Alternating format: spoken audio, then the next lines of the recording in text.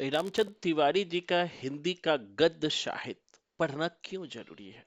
दोस्तों, यह पुस्तक लगभग 1200 का पेज है। इस पुस्तक में और आखिर इस पुस्तक का विशेषता क्या है।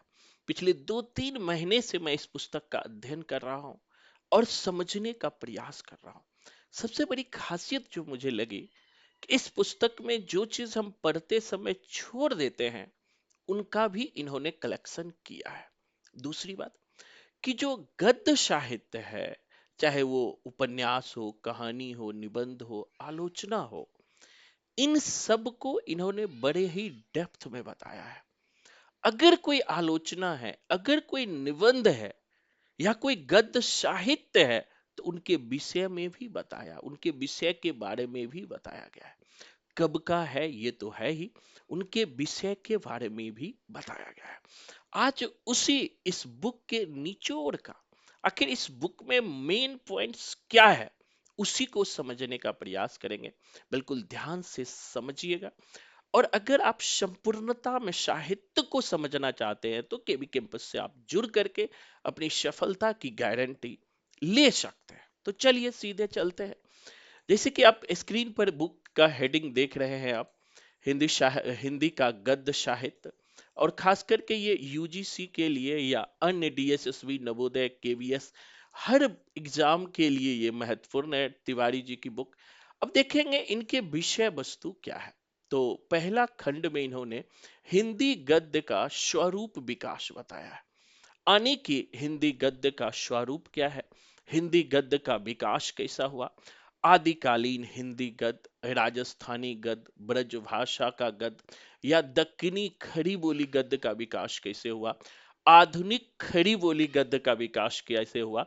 आधुनिक खड़ी बोली में भारतेंदु पूर्व युग के कवि या फोर्ट विलियम कॉलेज के कवि लल्लू लाल सदल मिश्र या फिर ईसाई धर्म प्रचारक या आर्य समाज का किस तरह योगदान रहा है, इनको तो इन्होंने बताया ही।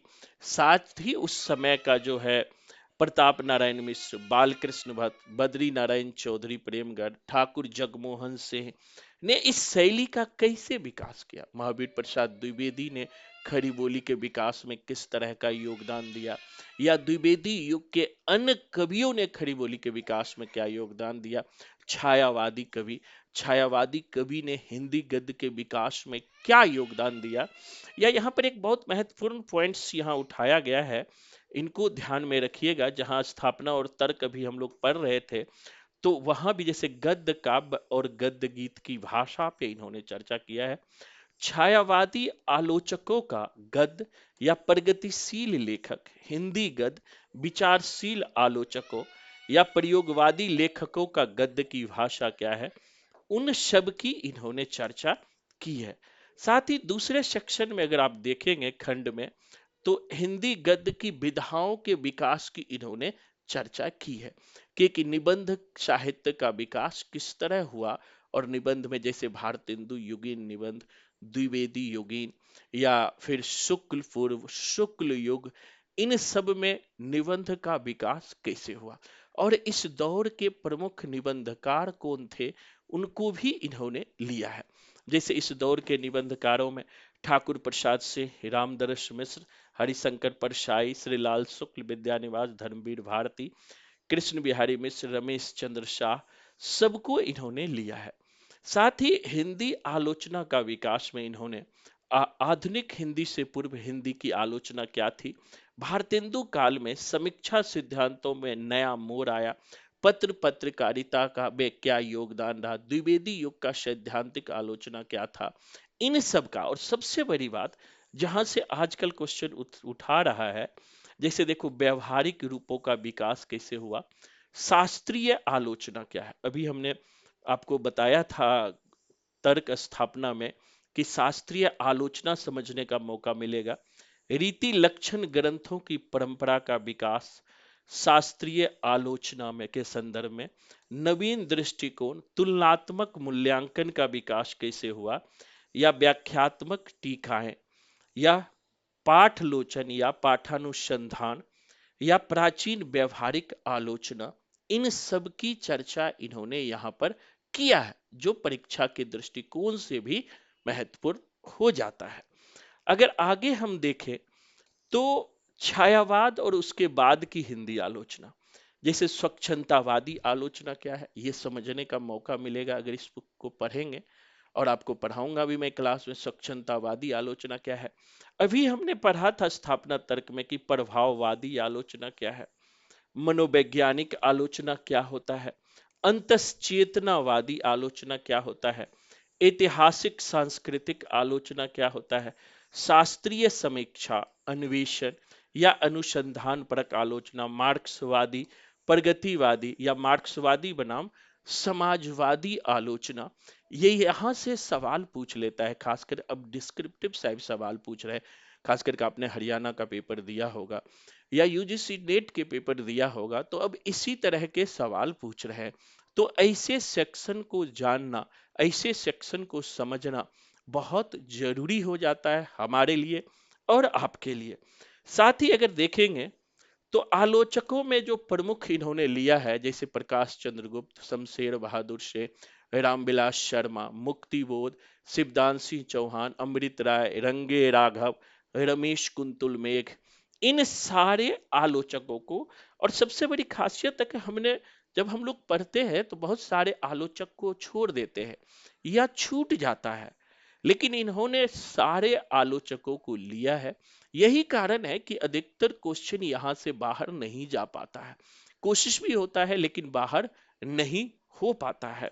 तो ये महत्वपूर्ण है सारे आलोचकों के लिए। अब हिंदी उपन्यास का विकास, इन्होंने हिंदी उपन्यास को विकास को भी बड़े अच्छे से समझाया है कि प्रेमचंद्र पूर्व उपन्यास की स्थिति क्या थी, प्रेमचंद्र दौर में क्या थी और प्रेमचंद्र के बाद क्या रहा। साथ ही इन्होंने उपन्यासों को वर्गीकृत भी किया। सामाजिक उपन्यास, जैसे एग्जाम में पूछ लेता है निम्न में से कौन सामाजिक उपन्यास है, कौन राजनीतिक उपन्यास है, कौन मनोविश्लेषणवादी उपन्यास है, कौन यथार्थवादी उपन्यास है, कौन आदर्शवादी उपन्यास है। तो इस तरह इस बुक में जो है बांट कर दिखाया है, अलग अलग पार्ट में दिखाया गया है। ऐतिहासिक उपन्यास को एक साथ दिखाया है, राजनीतिक उपन्यास को एक साथ दिखाया, आर्थिक को एक साथ दिखाया, मनोवैज्ञानिक को एक साथ दिखाया है। तो सारे उपन्यासों को इन्होंने बांट बांट करके दिखाया है। अब जैसे प्रेमचंद्र युग में इन्होंने उपन्यास में विशंभर नाथ शर्मा, कौशिक, श्रीनाथ सिंह, ये सब हम भूल जाते हैं, शिव पूजन सहाय तो जानते हैं, भगवती प्रसाद वाजपेयी, चंडी हृदयेश, और फिर सामाजिक और मानवतावादी सियाराम शरण गुप्त, प्रताप नारायण श्रीवास्तव, अमृतलाल नागर, विष्णु प्रभाकर, उदय शंकर भट्ट, इन सबको इन्होंने लिया। उपन्यास में यशपाल, मनमथनाथ गुप्त, रंगे राघव, भैरव प्रसाद गुप्त, अमृत राय, भीष्म शाहनी, अमरकांत। तो इन सब जो फेमस फेमस उपन्यास, मैंने कहा बांट बांट के लिया, ये बहुत बड़ी खासियत है आपके सवाल बनने का। तो ये आपके लिए इंपॉर्टेंट होगा। जैसे ऐतिहासिक पौराणिक उपन्यास, अब ऐतिहासिक पौराणिक उपन्यास लिखने वाले कौन कौन थे, उनकी रचनाएं क्या थी, उनका विषय वस्तु क्या था, तो इनको भी इन्होंने बांटा है जो हमारे परीक्षा के दृष्टिकोण से महत्वपूर्ण।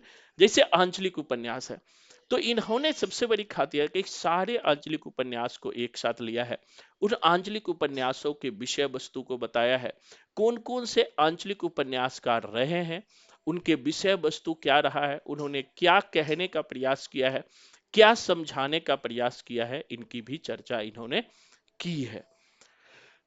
तो इसी तरह से हम देखेंगे उपन्यासकार, उन्होंने बहुत ही अच्छे से बुक को, मैं तो पूरा 3-4 बार पढ़ चुका हूं। जैसे हिंदी कहानियों का विकास है, तो प्रेमचंद्र को आधार बनाकर के ही इन्होंने भी हिंदी कहानियों के विकास को दिखाया है।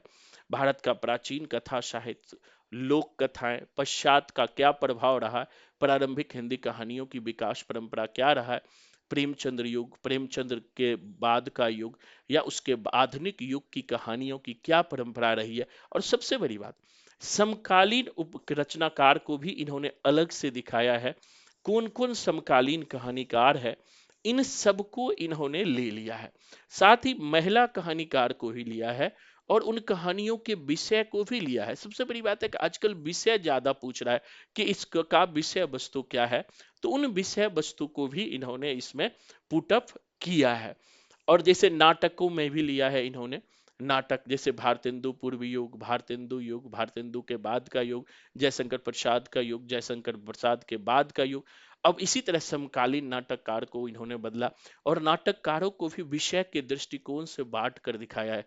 कौन मनोवैज्ञानिक नाटक है, कौन समकालीन नाटक है, कौन यथार्थवादी नाटक है, नाटकों का क्या इम्पैक्ट है, क्रम क्या है, कब का नाटक है, विषय वस्तु क्या है, उन सबको दिखाने का प्रयास इसमें किया गया है। गद्य की अन्य विधा में इन्होंने जीवनी भी लिया है, जीवनी साहित्य लिया है, जहां से हमारा छूट जाता है। आत्मकथा लिया है, यात्रा साहित्य, संस्मरण, रेखा चित्र, गद्य, इंटरव्यू, लघु कथा, इन सब को इन्होंने इसमें स्थान दिया है। साथ ही लास्ट सेक्शन में इन्होंने जो है खंड 3 में इन्होंने कुछ महत्वपूर्ण जो लेखक है साहित्य के, उनके बारे में भी बताया है। जैसे कि भारतेंदु हरिश्चंद्र है, यहां से क्वेश्चन बार बार पूछता है, अलग से बताया है। प्रताप नारायण मिश्र है, हजारी प्रसाद द्विवेदी है, श्याम सुंदर दास है, रामचंद्र शुक्ल है, जयशंकर प्रसाद है, प्रेमचंद, बिंदालाल वर्मा जो है, बाबू गुलाब राय, या राहुल संकृताय, निराला, पंत जैसे, यशपाल, भगवती चरण वर्मा, जैनेन्द्र, नंद दुलारे वाजपेयी, इन सब को जैसा स्क्रीन पर आप देख रहे हैं, ये सारे हम ये लिया इन्होंने, इन सब को एक साथ इन्होंने दिखाने का प्रयास किया है। तो अगर हम तिवारी जी के जो हिंदी गद्य साहित्य पढ़ते हैं, हिंदी का गद्य साहित्य, तो एक बड़ा सेक्शन जो बार बार छूटता है वो नहीं छूटेगा। साथ ही बच्चन सिंह का हिंदी साहित्य का दूसरा इतिहास भी महत्वपूर्ण है। तो इस बार जो हम आधार ग्रंथ बनाने वाले हैं, 3 बुक को बनाने वाले हैं। एक तो तिवारी जी का बुक जिसकी चर्चा अभी हमने किया, बच्चन सिंह का दूसरा इतिहास, और शुक्ल का, आचार्य रामचंद्र शुक्ल का हिंदी साहित्य का इतिहास तो हम पढ़ते ही है, उनको भी हम आधार बनाना चाहते हैं। अगर आप साहित्य को संपूर्णता में समझना चाहते हैं, हर एग्जाम के लिए आप रेडी होना चाहते हैं, तो जरूर क्लास से जुड़िए। केवी कैंपस ऐप डाउनलोड कीजिए। पूरे भारत का पहला ऐप और कोचिंग सेंटर है जो आपको रिजल्ट की गारंटी देगी। धन्यवाद।